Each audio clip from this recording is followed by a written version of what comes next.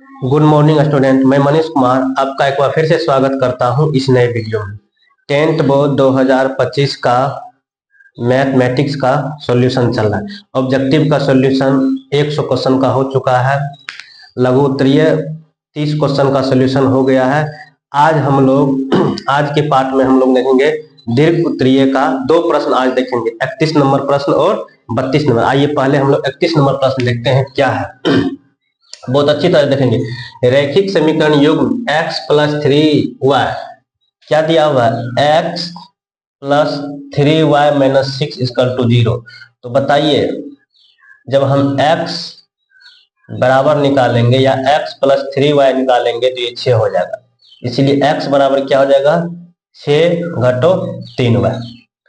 और देखिए यहाँ पे एक समीकरण क्या होगा, 2x माइनस 3y माइनस 12 बराबर 0। तो 2x माइनस 3y, इसको उधर करेंगे तो 12, 2x बराबर 12, ये उधर जाकर जोड़ 3y, x बराबर 12 जोड़ 3y बटे 2।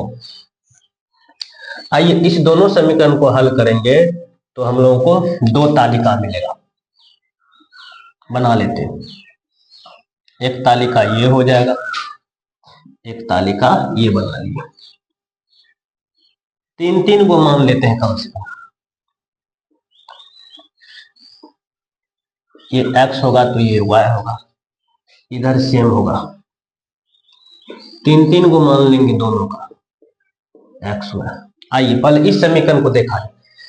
जब y का मान हम लोग 0 लेते हैं तो x बराबर क्या होगा, 6 घटो 3 गुना 0। तो x बराबर 3 गुना 0 0, 6 में से 0 जाएगा तो 6, x बराबर 6। जब y बराबर 1 लेंगे तो x बराबर क्या हो जाएगा, x बराबर हो जाएगा 6 घटो 3 गुना 1। तो x बराबर 6 में से 3 जाएगा 3। जब y बराबर 2 लेंगे तो x बराबर क्या हो जाएगा, 6 घटो 3 गुना 2, 6 में से 6 जाएगा 0।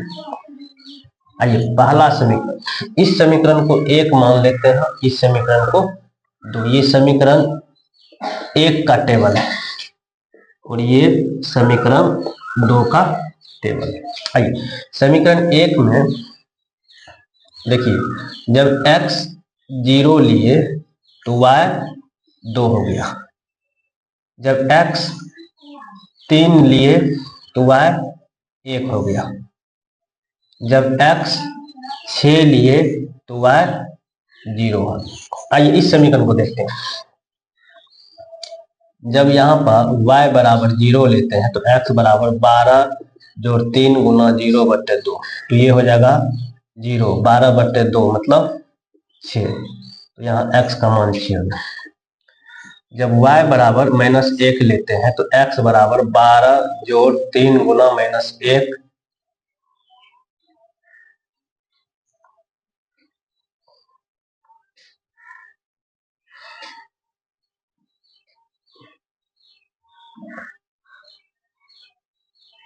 यहाँ 1 नहीं, -2 ले लेते हैं, -2। अब देखिए ये 2, ये 12 हो जाएगा -6 बटे 2। तो 6 बटे 2 तो ये हो जाएगा आपको 3। तो यहाँ x बराबर आपको 3 हो गया। आइए जब y का मान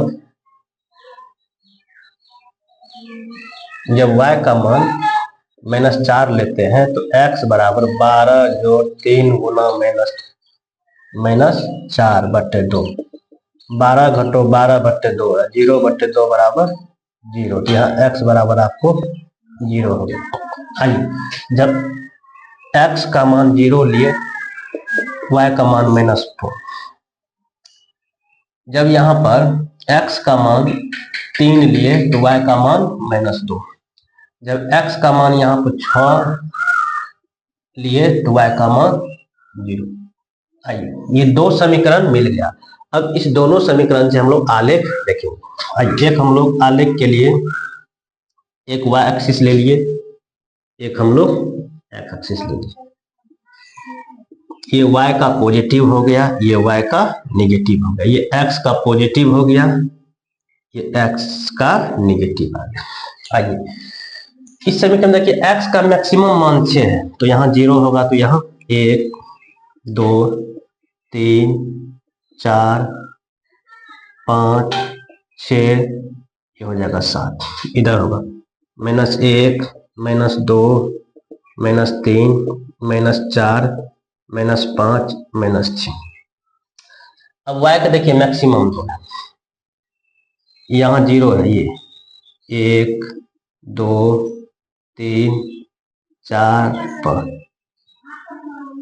-1 -2 -3 -4 -5। समीकरण प्रारंभ, जब x का मान 0 y का मान 2, y का मान देखिए कहाँ है 2 यहाँ, और यहाँ x क्या है 0, तो एक पॉइंट ये हो गया आपको 0 2। जब x का मान 3 तो y का मान 1, x का मान 3 y का मान 1। देखिए इसको मिलाइए, ये और ये बिंदु आपका हो गया 3 1। जब x का मान 6 तो y का मान 0, यहाँ देखिए ये बिंदु जो हो गया 6 0। आइए इसको अब मिला देते हैं।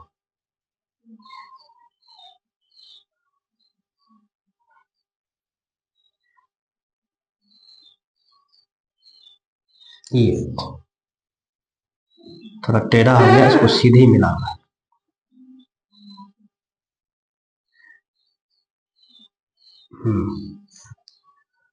आपको ग्राफ लाइन पे बनाइएगा तो ये कोई दिक्कत नहीं होगा। और ये कौन सा समीकरण का है, और ये समीकरण है 1, और एक समीकरण क्या है x जोड़ 3y घटो 6 बराबर 0। आइए दूसरा 0 -4, जब x का मान 0 तो -4 यहाँ 0 -4 3 -2, x का मान 3 -2,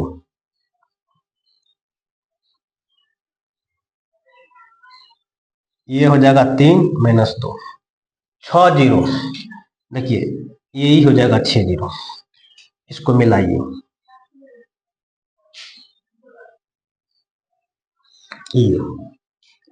देखिए दोनों बिंदु यहाँ कट रहा है, और ये जो बिंदु कट रहा है और ये 6 0 है। और ये समीकरण कौन सा है, ये समीकरण दूसरा, और दूसरा समीकरण यहाँ क्या है 2x - 3y - 12 = 0। और दोनों समीकरण का आलेख ये हो गया, यही आपका ग्राफ हो गया जिसे हम लोग आलेख बोलते हैं। अब देखिए इसका हल देखिए, तो ये हो गया, और ये जो कट रहा है यहाँ पर x का मान देखिए 6 हो गया और y का मान 0 हो गया। तो हल जहां प्रतिच्छेद कर रहा है दोनों ग्राफ, वही हो गया इसका हल। तो x बराबर 0, x बराबर 0 नहीं, x बराबर 6 और y बराबर 0, ये इसका हल हो गया। आइए अब हम लोग क्वेश्चन नंबर 32 देखते हैं। आइए हम लोग ये 32 नंबर क्वेश्चन को देखते हैं। 32 नंबर क्वेश्चन, सिद्ध करें कि यदि किसी त्रिभुज का एक कोण दूसरे त्रिभुज के एक कोण के बराबर हो और इन कोणों को अंतरित करने वाली भुजाएं अनुपातिक हो तो त्रिभुज समरूप होते हैं। आइए पहले दो त्रिभुज बना लेते हैं।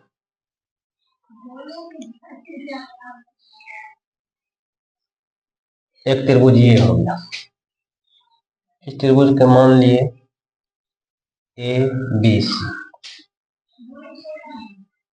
एक त्रिभुज ये है, इसको मान लिए DEF।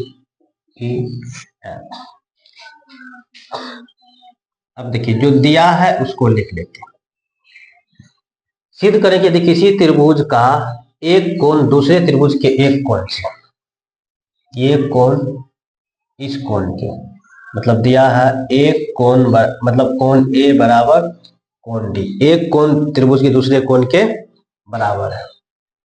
पहले ये देखिए दो त्रिभुज दिया हुआ है, और क्या लिखिएगा, त्रिभुज ए बी सी तथा त्रिभुज डी ई एफ में, त्रिभुज ए बी सी तथा त्रिभुज डी ई एफ में एक कोण दूसरे त्रिभुज के एक कोण के बराबर हो। इन कोणों को अंतरित करने वाले, देखो इस कोणों को अंतरित, एक ये कर रहा है, ये कर रहा है और ये भुजा कर रहा है, और ये भुजा इसके बराबर, तो लिख सकते हैं ए बी बटे डी ई बराबर इसको ए सी बराबर डी एफ।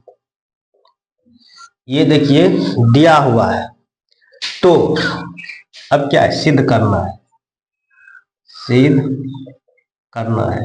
सिद्ध क्या करना है कि त्रिभुज, तो त्रिभुज समरूप, मतलब ये दोनों त्रिभुज समरूप होते हैं। सिद्ध करना है त्रिभुज ए बी सी समरूप है किसके, त्रिभुज डी ई एफ के, ये दिखाना है।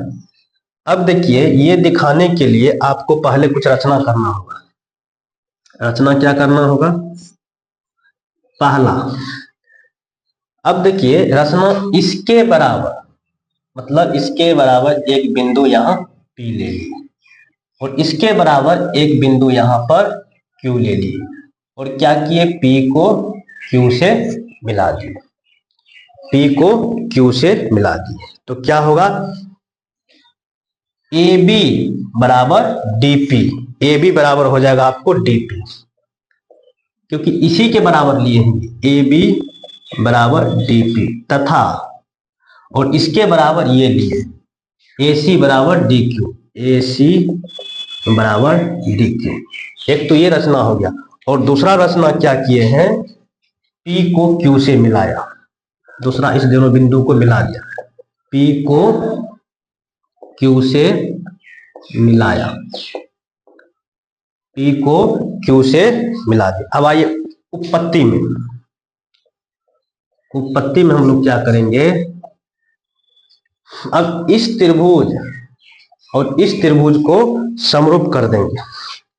किसको किसको समरूप करेंगे, त्रिभुज ए बी सी और डी पी क्यू, त्रिभुज ए बी सी तथा त्रिभुज डी पी क्यू में, डी पी क्यू में, त्रिभुज ए बी सी तथा डी पी क्यू में।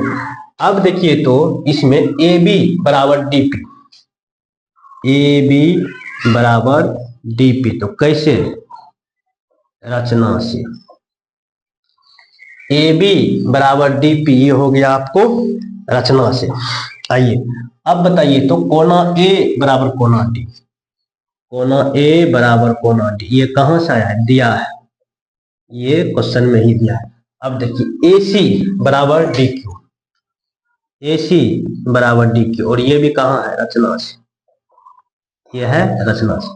अब देखिए तो एक भुजा एक कोण एक भुजा, तो आप बोल सकते हैं, इसीलिए त्रिभुज ए बी सी सर्वांगसम हो गया त्रिभुज किसके, डी पी क्यू, कैसे, एस ए एस सर्वांग समता से, मतलब भुजा कोण भुजा सर्वांग समता से ये त्रिभुज इस त्रिभुज के क्या हो गया, सर्वांग सम, भुजा कोण भुजा से। अब देखिए जब ये त्रिभुज इसके सर्वांगसम हो गया, तो जो त्रिभुज सर्वांगसम होता है वो त्रिभुज क्या होता है, समरूप भी होता है, इसीलिए त्रिभुज ए बी सी समरूप हो गया त्रिभुज डी पी क्यू, कैसे, ये हो गया, जो त्रिभुज सर्वांगसम होते हैं वह त्रिभुज समरूप भी होते हैं, जो त्रिभुज सर्वांगसम होते हैं वो त्रिभुज समरूप भी होते हैं। अब देखिए इस समीकरण को मान लेते हैं एक, इस समीकरण को मान लिए एक। अब देखिए अब जो दिया गया था पहले उसको लिखते हैं, दिया गया था, क्या दिया गया था, इसमें दिया गया था ये ए बी बटे डी ई बराबर ए सी बटे डी एफ। ए बी देखिए तो यहां पर ए बी बटे डी ई बराबर ए सी बटे डी, तो ए बी के बदले में आप डी पी लिख सकते हैं, ए बी बराबर डी पी है ना यहाँ पर, तो ए बी के बदले में डी पी बटे डी ई बराबर ए सी के बटे में आप लोग क्या डी क्यू बटे डी एफ लिख सकते हैं ना। चलिए इसको लिख दिए, तब क्या होगा देखिए, अब यहां पाइए डीपी बटे डी, डीपी बटे डी, इधर देखिए डी क्यू बटे डी, ये क्या हो गया, ये थेल्स परिमेय हो गया। जब भुजा अनुपातिक हो तो ये दोनों भुजाएं एक दूसरे के क्या होते हैं, समांतर। जब ये भुजा इसके समांतर तो इनके भुजाएं अनुपातिक होती है, तो डीपी और इसके बट्टे में अनुपातिक है तो इसकी भुजाएं समांतर रहेगा। तब आप क्या लिखिएगा, पी क्यू समांतर ई एच, कहां, थेल्स के विलोम से, थेल्स परिमेय के विलोम से, थेल्स परिमेय के विलोम से क्या हो गया। तो आप क्या कह सकते हैं यहां पर, तब कह सकते हैं आप यहां पर कोना पी हो जाएगा क्या, कोना ई, मतलब ये कोना जो होगा इस कोना के बराबर हो जाएगा, कोना पी बराबर कोना ई।